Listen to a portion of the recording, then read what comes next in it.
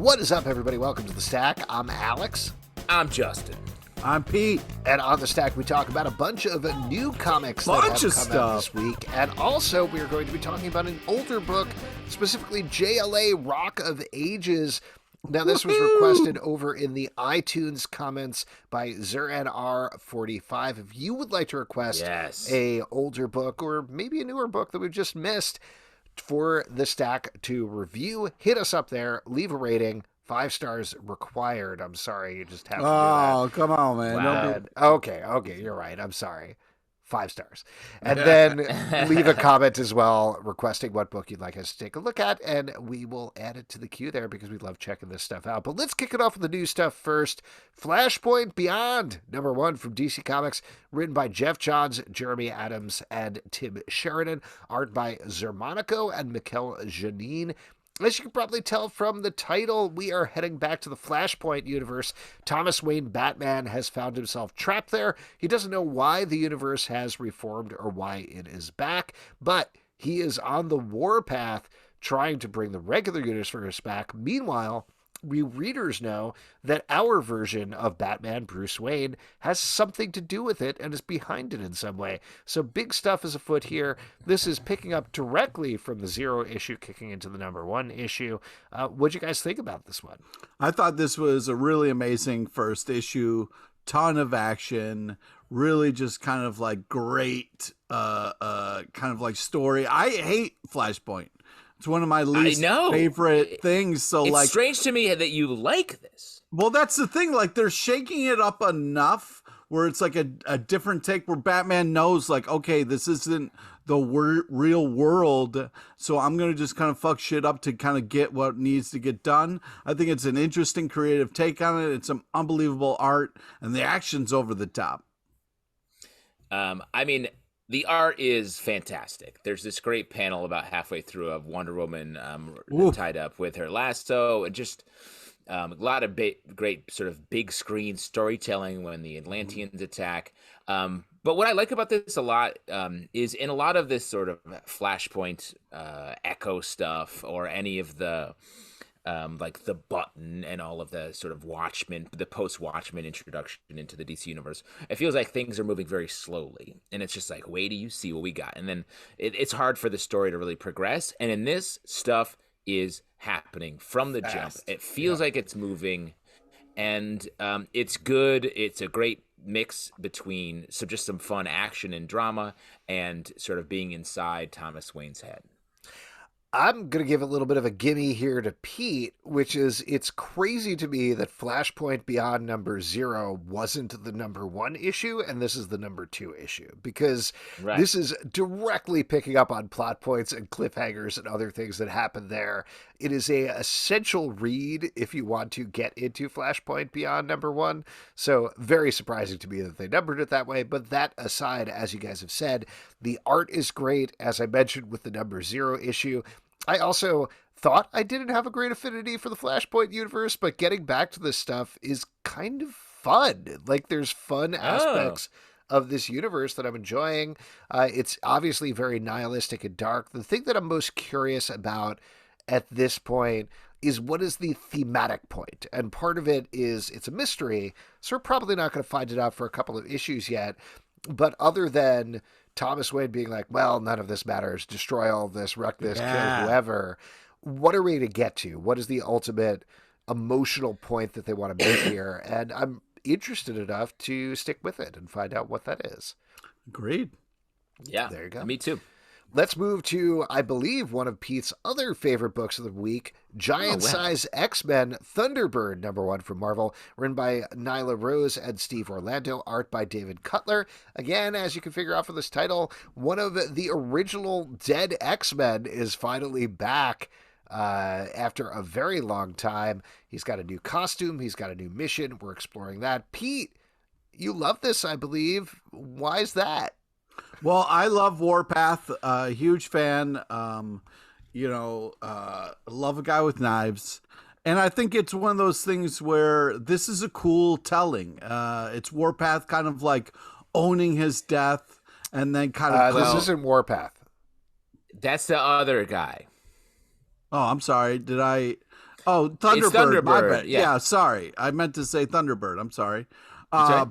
But yeah, this is, he's kind of owning his death here, kind of going back, seeing his grandma, always very emotional. Yeah, I really like this. I liked his kind of like just walking the earth. It's like straight taken from Street Fighter 2, the animated movie. I mean, this is just great kind of like stuff that I think is. Wait, I feel like what? you're black. Hold on, don't get distracted by the weird Street Fighter 2 the animated movie reference. We got to get back to the main thing that you brushed past as if we wouldn't notice it.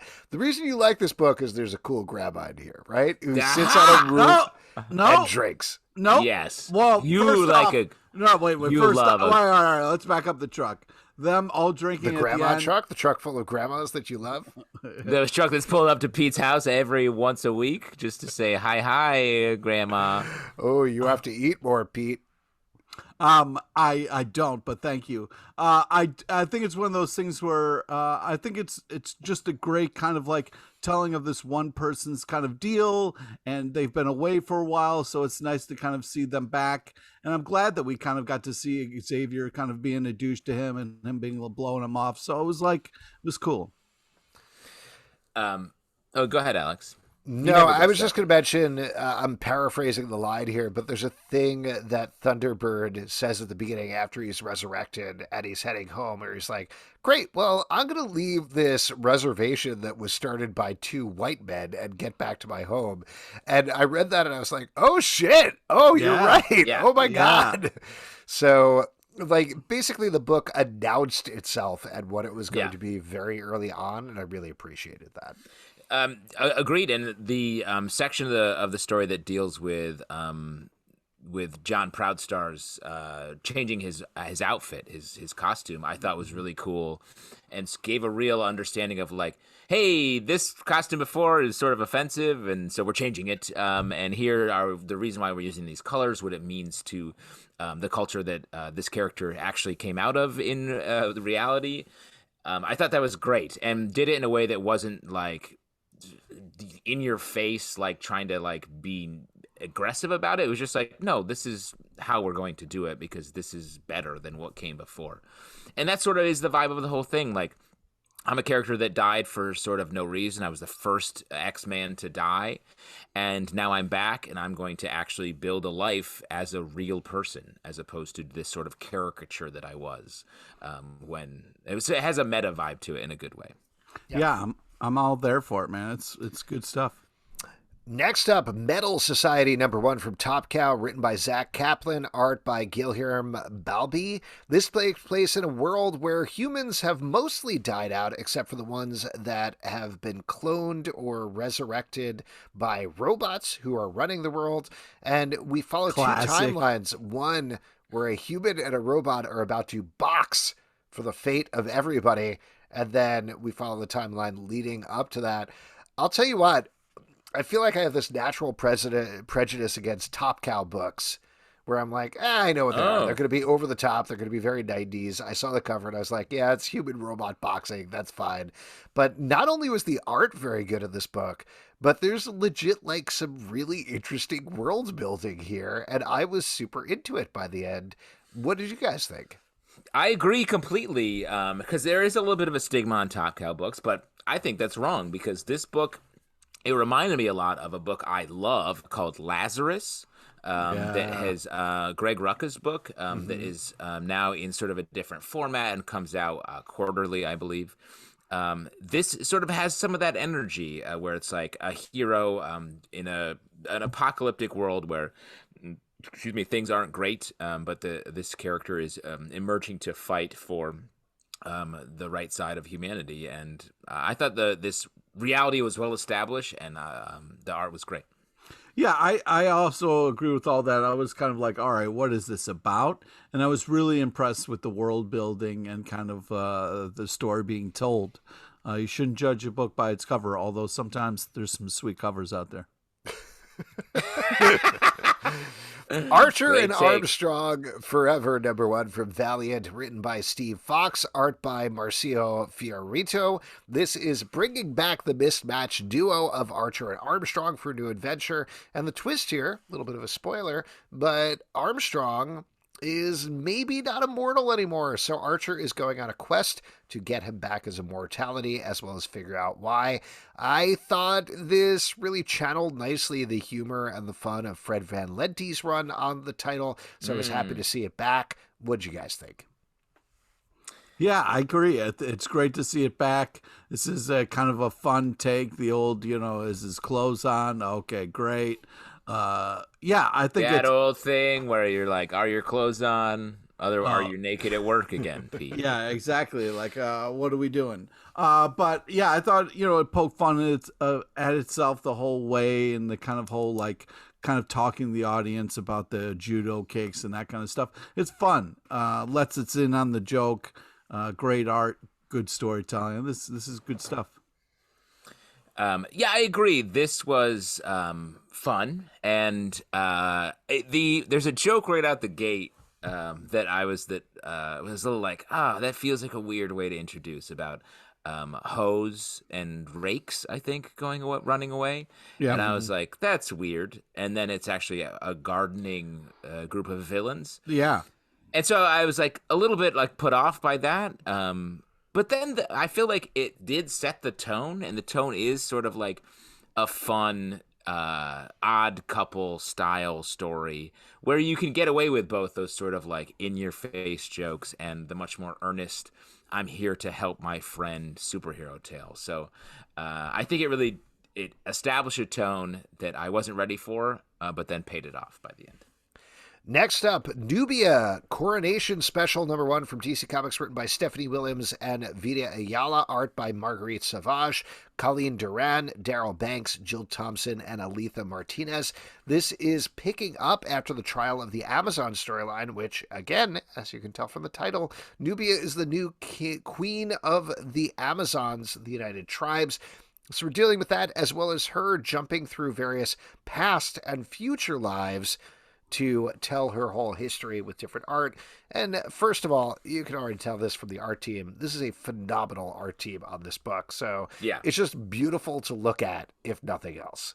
I mean, there's the whole water. I just want to say my patented catchphrase, which is, it's worth it for the art alone. Go ahead, Pete. It is crazy that you had to actually patent that. Like, I did. Yeah, I did. Yeah, and I really appreciate How do you plan on earning money on that? I really appreciate you interrupting me to steal my line. Yeah, It's amazing he knew you were going to say it. Amazing. Yeah, the art is bananas good. There is just pivoting to another catchphrase. Okay. But I love grandmas. The watercolor stuff is just so beautiful. Very much enjoyed it, but also cool story. Right. Yeah, cool story, I love this bro. idea. Yeah, I love this idea of Nubia being the queen of the Amazons, what that's going to do. Such a cool story, well told. A lot of great stories in this issue. Worth checking out for sure. It's a great. There's a couple different sort of art styles throughout the book, and I think they transition well between them. And this book sort of gives Nubia that it really not only is a coronation for her with the Amazons, it feels like she's sort of coronated in the DC universe as well with this book as like, hey, this is a character that you're going to want to pay attention to going forward. So it does a good job of doing that. Next up, Twig, #1 from Image Comics, written by Scotty Young, art by Kyle Strahm. This is a book about a little tree boy who's taking a journey, and things go terribly wrong by the end there. Justin, you'd probably be better able to speak to this because I've actually never read this book, sadly, but I feel like this has shades of Bone. Is that correct? Oh, wow. Yes. Wait, you've never read Bone? I've never read Bone, man. He's calling everybody out before they can say things. That's insane that you've never read Bone. It is gotta crazy. Read it. I know. It's sitting upstairs in my son's bedroom. There's no excuse. Wow. Is he holding it hostage? He's like, Dad, this every is time mine. he slaps my hands away. That's a strong boy you've raised. Smart kid. Thanks, man. It does have shades of Bone, but I'll give you two other comparisons as well that hit me because I did think of the Bone thing, but in front of it was Adventure Time. This has some good Adventure Time vibes, and the Never-Ending Story. I feel like this has that sort of fantasy world exploration quest element to it, with two characters that are a bit like Finn and Jake from Adventure Time, but the Bone side of it as well, where it's like fun, sort of mirthful characters that are in a fantastical world that may end up being threatening to them in the long run. But I love all of those references I just made, so this book fits right in line with things I love. I'm not saying I love myself for saying them. I just love the things I read. Whoa. Atreyu. Turn around. Every now and then. I don't know if this. For those listening, we actually have a rehearsal for the musical writing. We just double right booked after it. this. So we're going to be dipping in and out of it a little bit throughout the we're doing a musical version of Stranger Things season 3. This is a goddamn magical book. It's really just a cool world to kind of jump into and explore. Scotty Young's going to take you on a great ride. You should just sign up and be like, Scotty, take me wherever you want. You're the boss. Wow, you're the boss, Scotty. Oh, man. I'm just imagining you going by Scotty Young's house and being like, you ready for that ride? You gonna take me on that ride, Scotty? What's going on? Scotty, take me on that ride. Scotty, I said you're the boss. You're the boss. Take me on that ride. Scotty doesn't know. Scotty doesn't know. Pete's in cars riding with Scotty Youngs. Next up, Spider-Man 2099 Exodus Alpha from Marvel, written by Steve Orlando, art by Paul Fry. This is kicking off a big Spider-Man 2099 event here. Some bad things have happened to a bunch of the heroes, but Spider-Man 2099 is still around, as is Ghost Rider 2099, as is a mystery villain that I won't spoil here. Good. Justin, you were a 2099 fan, right? What'd you think I'm about a big this? 2099 head. I look forward to that year that I will be long dead for, I'm sure. But this book, Spider-Man 2099, is a great character. Back from, I believe Peter David launched the character and helped create it. That universe was always doomed to be sort of a weird side trip that Marvel took at one point. But there's some good stuff in there. This book, X-Men 2099, is like weird and quirky, but there's some good stories in there. The Punisher 2099, I actually remember being good as well. But Steve Orlando is the perfect person to sort of take over and bear the standard of this character. And already it's getting deep into the world, using that sort of futuristic doublespeak that they used so well in the original 2099 series, and getting into sort of the powers that are controlling this world and big events happening. Classic Steve Orlando, go in hard, have a bunch of stuff happen, and have the audience try and keep up. So I like this. Yeah, I mean, this is really over the top, crazy fun. I mean, you had me at Ghost Rider with a flaming chainsaw, so I'm all in. Not usually a 2099 head or a fan. What year do you like better than 2099? 2022. Really? Cool. Man, this is the second time we've talked so far in the past couple of hours. We've been like, this year is great. I'm having a great time. Which I think you're the only one. I'm not.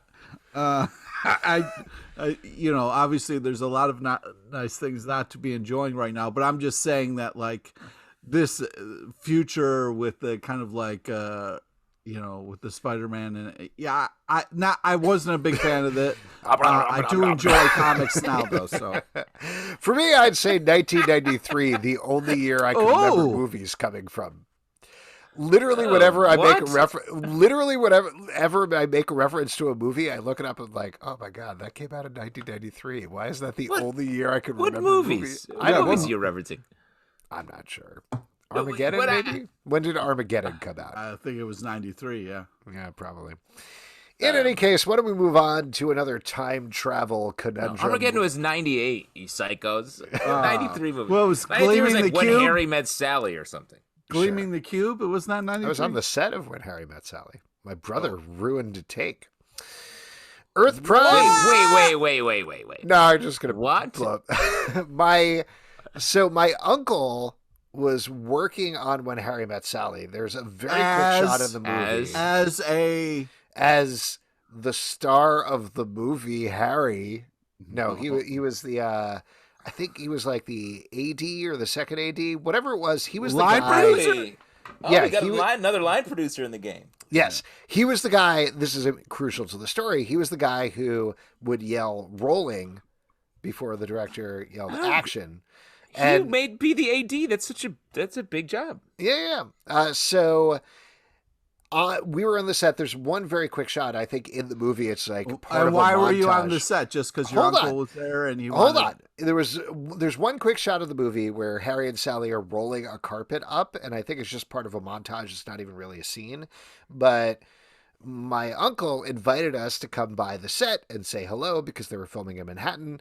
And so I very distinctly remember this. We were on the set. I was very little. My brother was way littler than that.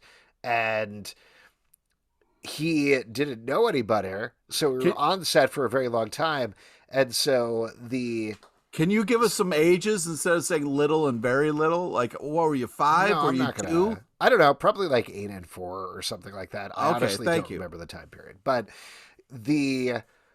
so one guy yelled rolling, and then my uncle yelled rolling, and then my brother went rolling, and they were like, "Well, we can't use that take."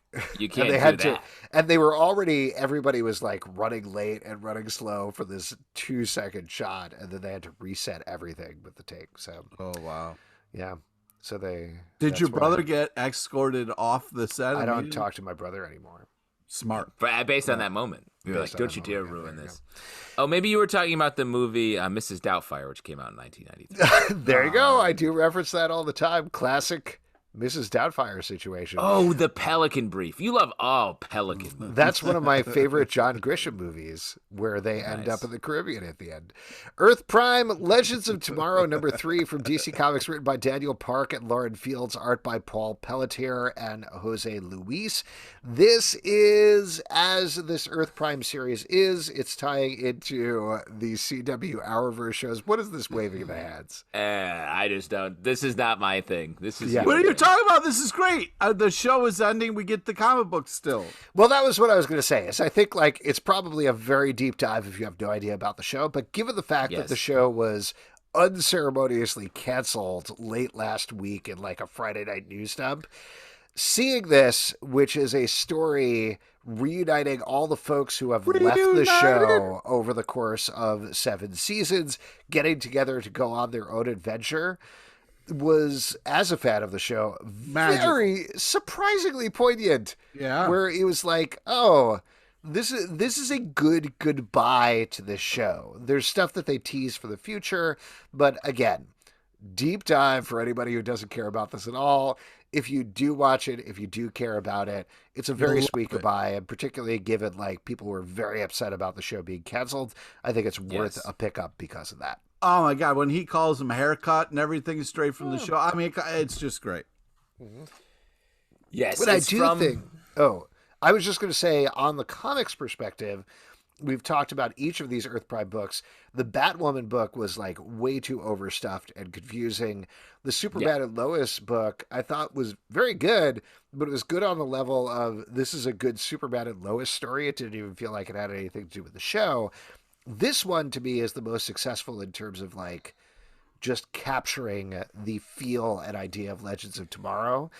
They did a very good job there. I mean, I agree with you. I don't watch the show, so I was like, I don't understand a lot of what's happening here, but it does feel like it captures the tone. And if they were being paid by the number of times they use the word legend, somebody made a fortune here. Somebody made a goddamn fortune. You should watch the show. They make major coin every episode. Next up, Frontiersman Lockup Special #1 from Image Comics, written by Patrick Kinlan, art by Niccolo Acerelli. This is tying into the Frontiersman series, where he is now, as you can probably tell from the title, been locked up in jail, but things go terribly wrong when a ghostly presence comes in there. I thought this was awesome. I had such a blast reading this book. Justin, you loved it. Talk about it a little bit. I love this. I love this book. It even if you've never read, I mean, there's a Frontiersman series, but if you haven't read that, you could pick up this issue and be fully caught up. The idea here is that this sort of older hero who passed his prime ended up killing someone in self-defense, and we're dealing with the repercussions of that. But then it gets into follows this thread where someone comes in to break him out who has intangibility powers, and something goes wrong, and we deal with the repercussions of that, leading to this super sad and poignant end that I just didn't realize was going to hit me hard. And it does. It's really well done. This is great comic storytelling. I thought this issue was such a fun surprise. I agree. I love the kind of path that it takes. I love the way it's handling things and the characters. Art is fantastic. This is a great story and very creative and well thought out. Next up, Batman 123 from DC Comics, written by Joshua Williamson, art by Howard Potter and Trevor Hairsine. This is part of the Shadow War storyline that has multiple Deathstrokes fighting with the Bat family. So many strokes. I gotta tell you, very disappointing, to be honest, because I saw the title for this and I thought this was a Batman counting book, Batman 123, and it's not.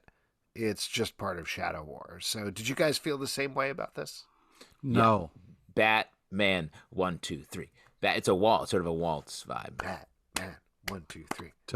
It's going to be great in the musical. We're rehearsing right after this. Oh, that's going to be so nice. Our huge waltz where we sing the Total Eclipse of the Heart. Were you singing earlier? I don't remember.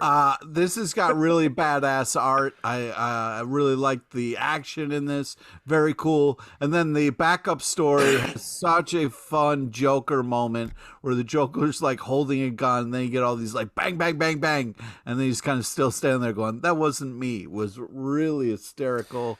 Some fun. This is great package.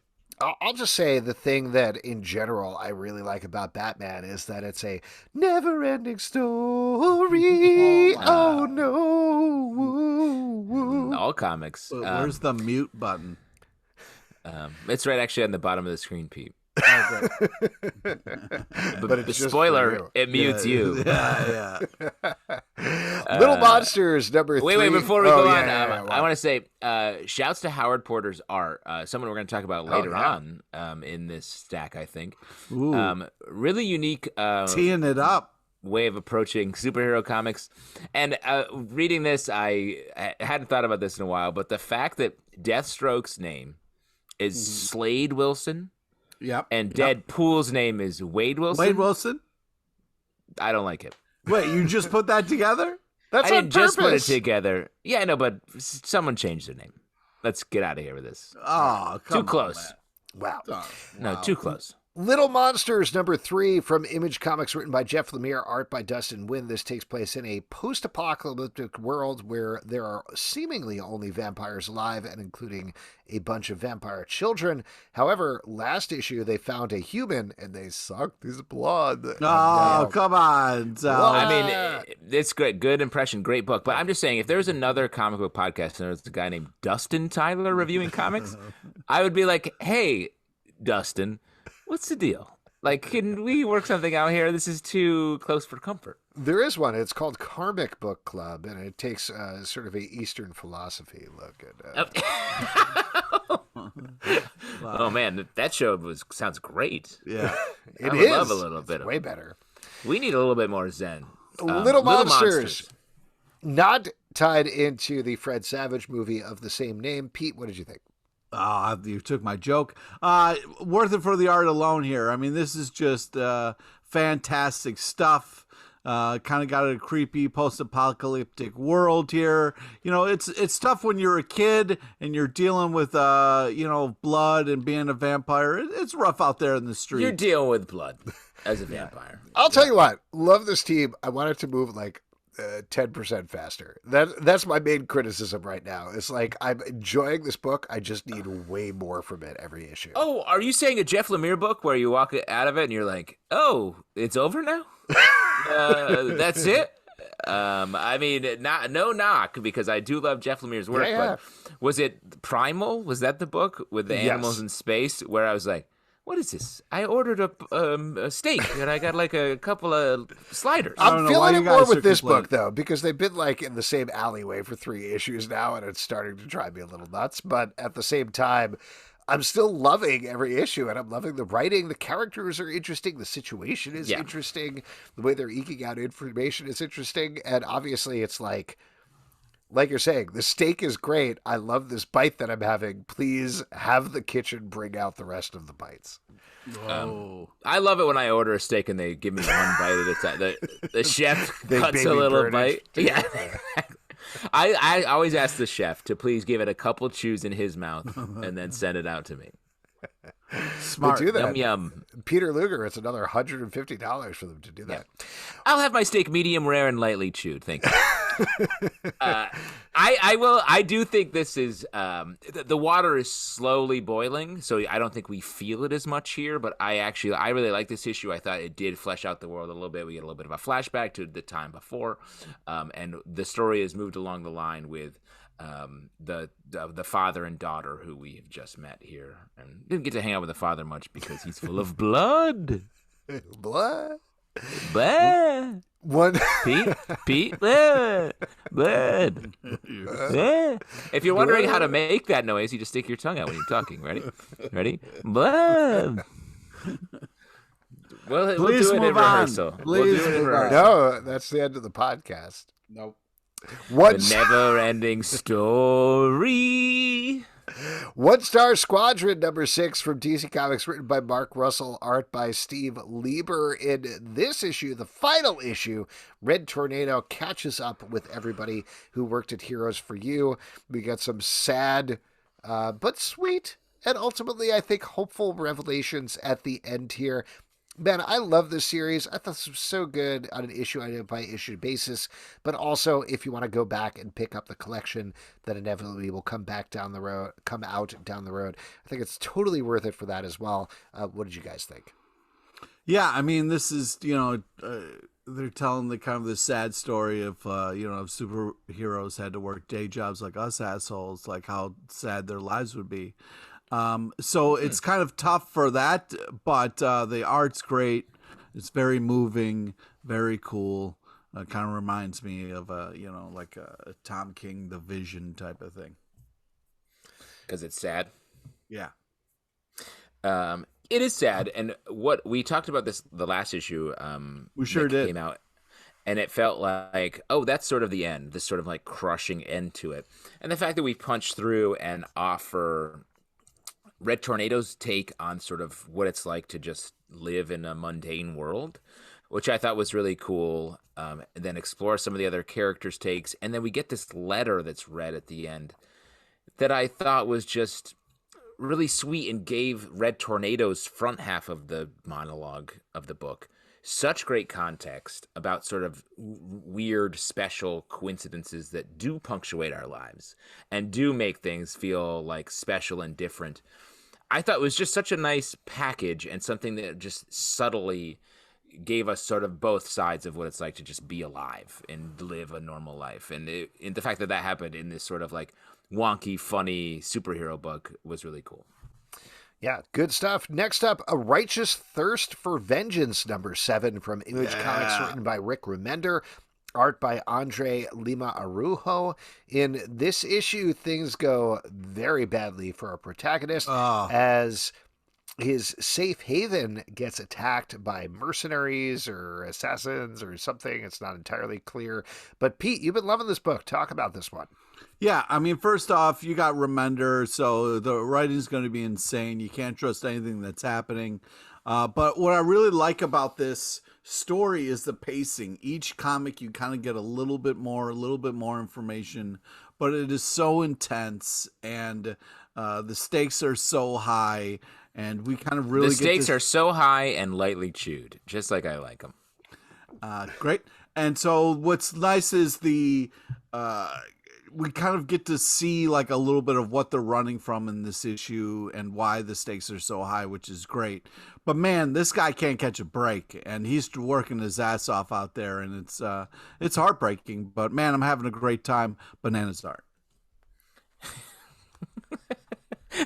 Sorry, when you just punctuate with like Gesundheit, but instead you say bananas art, it sounds insane. I am insane. Yeah. Clip that. Can we clip that? Talk to the editor about clipping that. No problem. I am insane. I agree. This book is fun. It's a stressful read because we aren't in any character's head. We're just watching like sort of medium to bad stuff happen to these characters all the time, and it's It's just a nonstop stress, and we still don't know really what's happening in an overall sense. But good stuff. Next up, Batman Killing Time, number 3 from DC Comics, written by Tom King, art by David Marquez. In this issue, Catwoman and the Riddler are on the run with whatever this treasure is. Batman It's an eyeball. Is it? That's what we're led to believe. Yeah, well, we don't exactly know what it is yet, but we do know that Batman is hot on their trail, and we get introduced to a new villain called The Help. The Help! Finally. And Alfred I can respect. Played by Octavia Spencer. No, I knew you were going to do that. Emma Stone. Yeah. Viola Davis. Bryce Dallas Howard. A couple of other people, I assume, in that cast. You're eating a shit pie. Is that from the movie The Help? Yeah. Okay. Pete, as an Alfred man, what did it feel like to see like another Butler adjacent character and be like, wow, this guy's got some chops? Well, first off, you knew the Butler was going to whoop on Batman's ass. I mean, that was intense to see, the Help taking it to Batman like that. But I really think this is really amazing art, great story, and damn, Batman's getting his ass whooped. It's been a long time since I've seen him this outclassed so fast and so early. I love this story. I think the Batcat series that Tom King helmed, I think was good, but had some issues with it. This series is what everyone should be reading if they want to see a great Batman Catwoman story. It's nonstop. It's great the way that time is used here, and truly, Alfred needs to get his shit together and learn how to do some stuff. No, come on, man. Deadly Class, number 52, a class that Alfred should probably think about. Oh, come on. From Image Comics, written by Rick Remender, art by Wes Craig. In this issue, Marcus and Maria are trying to just live normal lives. And things go terribly, terribly wrong for them by the end for reasons that you may not expect. Love this issue. Thought it was so emotional, such a change of pace for this series. What did you guys think about this one? We're about 4 issues from the end at this point, I think. 56 is the last. This is 52, so there's 4 more. And no. I mean, Remender, for comparing this to Righteous Thirst for Vengeance, just absolutely different types of stories. And like the fact that these both sprang out of Rick Remender's head is so cool. But this is like just it's a reason why comics need to go on for a long time, where like any great story should be able to really age, and like a great scotch, this is really coming into fine its own. Wine or scotch is what I was going for, like a rich peaty scotch. It's got the peat, you know what I mean? The peat, the peat, you know what I mean? Yeah, you're just saying my name, I don't get it. Look it up. Peat. Oh, Pete LePage. like Pete Moss? Exactly. That's what the peat is. That's what makes Scotch have the peat. You sort of have that sort of vibe to you, sort of like an older, mustier scent, like a musk. Yeah. This book is just gotten so good. I feel like we've really grown up alongside these characters at this point, even though it's only been 52. I'm sorry, I got so distracted about you seeing my name so many times. What book are you talking about again? I'm talking about Pete LePage, the novelization. Oh, okay, cool. The story of your life. So I keep saying your name. They added a bunch of scenes, which I was very surprised by. Yeah, it's crazy. This scene is in the book. Yeah. This is such a momentous Deadly moment. Class. We're talking about Deadly Class. Yes. Yeah. What'd you think about that one, Pete? I love it. I mean, I continue. Pete? This isn't the ship that I wanted, but I really like them together, and I really liked kind of the way they talked about the relationship, and dealing with their health issues, and like how they're going to live moving forward. It gets real. It gets real, and even in comic books, it's nice to see that kind of like that emotion and that kind of a communication and relationship. So, I wish them well, but I know Remender's writing it, so I'm a little worried about him. Yeah, something bad's gonna happen. But this One Star Squadron, the way like living a normal life, the shades of that here as well in a cool way. Next up, Once and Future, number 25 from Boom Studios, written by Kieran Gillen. Come art on! by Dan Mora. Honk, honk, here comes the grandma truck. Yeah! Hey, buddy, why you want me to dump all these grandmas? I gotta go pick up another load. In your backyard, or what's the deal? Somebody order the coolest grandma ever? In this issue, our main characters are making a pact with Robin Hood as myths and legends break out everywhere. Multiple Arthurs are fighting throughout England, and monsters are roaming the countryside. We get to meet this title's twisted version of the Merry Men. Pete, Twisted.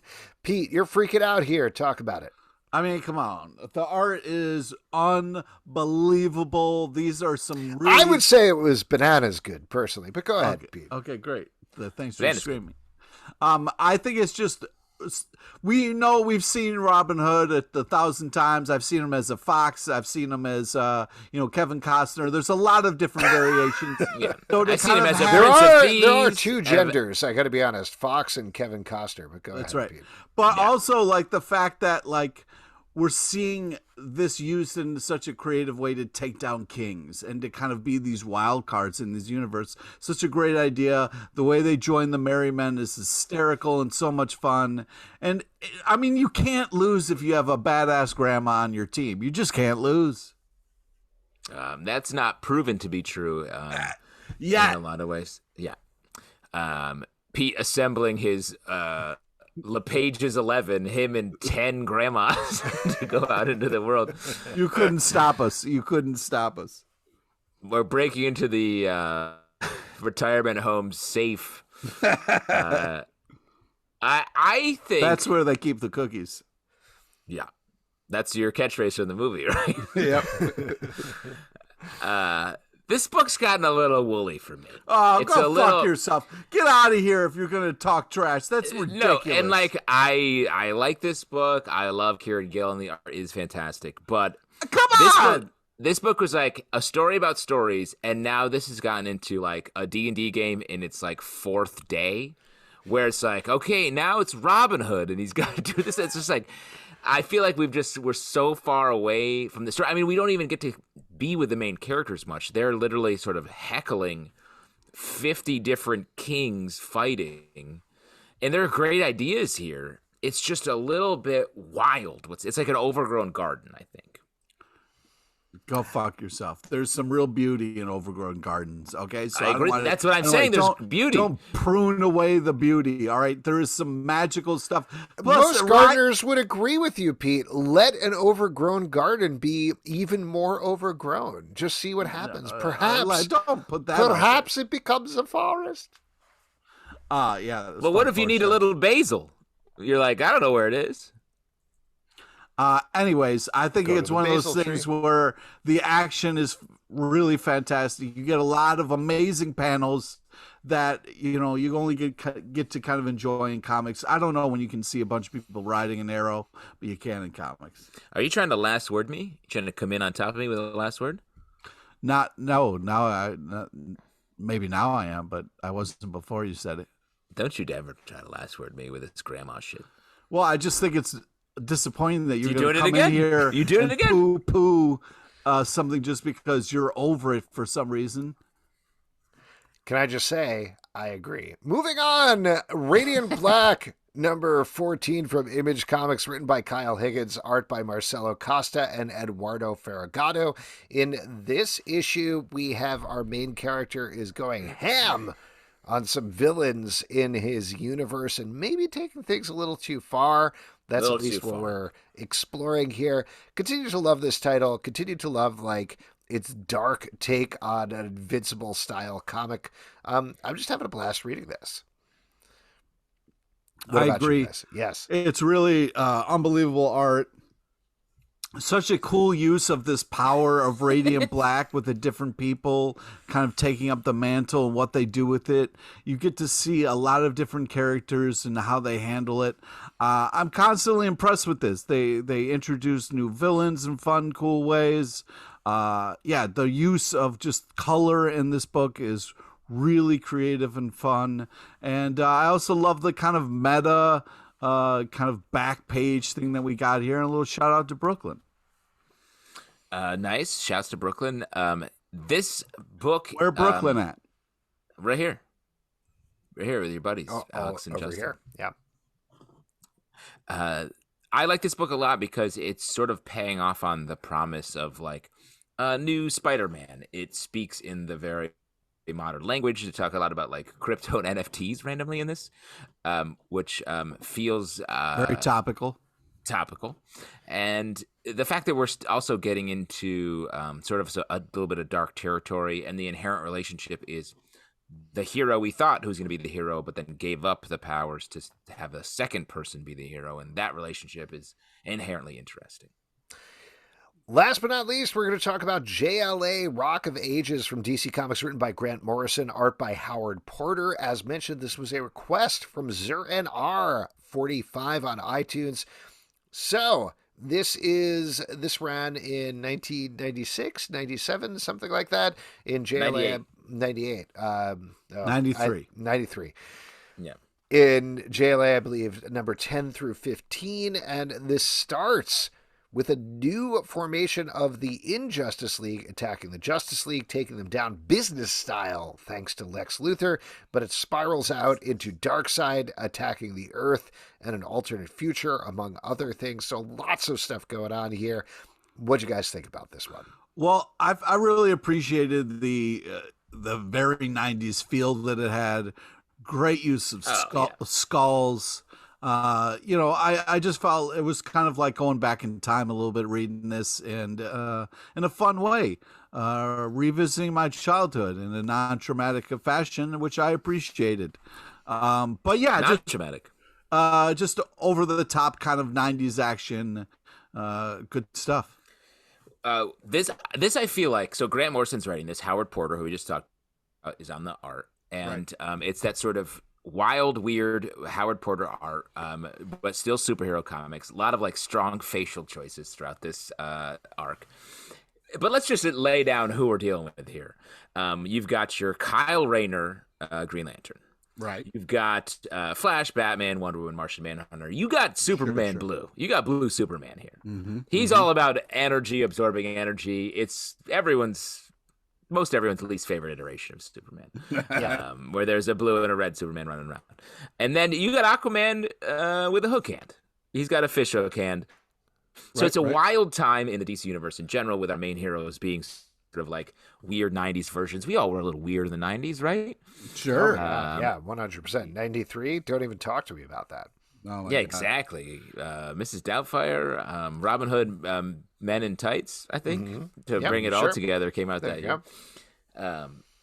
And this is at the perfect connection point between Grant Morrison writing superhero comics in a big superhero way, and then him writing just sort of almost insanity all the time with like ships made of music and all those things. This is like a nexus point where the superhero stuff was still superhero-y, and the stuff they were doing was wild all the time. Like Lex Luthor being a big presence, the Injustice League, the Joker laughing, the sort of Metrons here, getting into bigger and bigger stuff throughout. It's a great touchstone Justice League arc. My biggest takeaway from this arc is this felt like, and granted it's, decades later, but this felt like a dry run for Final Crisis down to Darkseid taking over the Earth, where, I don't know, Final Crisis is not my favorite story of all the time, but like it's so clear what he is doing there is this is the last DC comic story. Obviously it's not, but it's Grant Morrison writing it. It is like, this is the ultimate Batman story. This is the ultimate Superman story. This is the ultimate Wonder Woman story. And he has those clear ideas in there as they all go against Darkseid taking over the entire Earth. Instead, that happens here in 1-2 issues, something like that. And it's sort of honestly not the biggest thing. The whole thing feels kind of like a lark. It doesn't have the weight of what's going on in Final Crisis. So it's interesting to read it where it's almost to me like he went back to those ideas and was like, I could do that better. Like this is good. Funny. But that's how it felt to me. See, I feel like everyone at DC was like, yo, that was cool. What if we just did a much larger version of that? Mm-hmm. There's more here. I feel like it's not a criticism. It's more of a, like, let's push it. Also in this arc, the Watchtower, Grant Morrison's run on JLA, it's all about the Watchtower. And, of course, that means Aztec is a character that never, I think, did Grant Morrison create Aztec? I think Probably. So, right? Now, you don't hear about Aztec after this, but Aztec is like this big sort of audience avatar, like hero who's sort of like, what? All these people have superpowers? And I watch from this tower? Like, throughout the whole thing. And Aztec is a character I was like, this person's weird here. But Aztec is in prime form throughout Grant Morrison's run. So yeah, there you go. ZerNR45, thank you so much for the suggestion. Like we mentioned, if you would like to make a suggestion, drop it in the iTunes comments, leave us a rating, leave us a comment there. We would be happy to talk about stuff. If you'd like to support this podcast, patreon.com/comicbookclub. Also, we do a live show every Tuesday night at 7 p.m. to Crowdcast and YouTube. Come hang out. We'd love to chat with you about comic books. iTunes, Android, Spotify, Stitcher, or the app of your choice to subscribe, listen, and follow the show. At Comic Book Live on Twitter, comicbookclublive.com for this podcast and many more. Until next time, we'll see you at the comic book shop. 5, 6, 7, 8, never-ending story. Batman 1, 2, 3.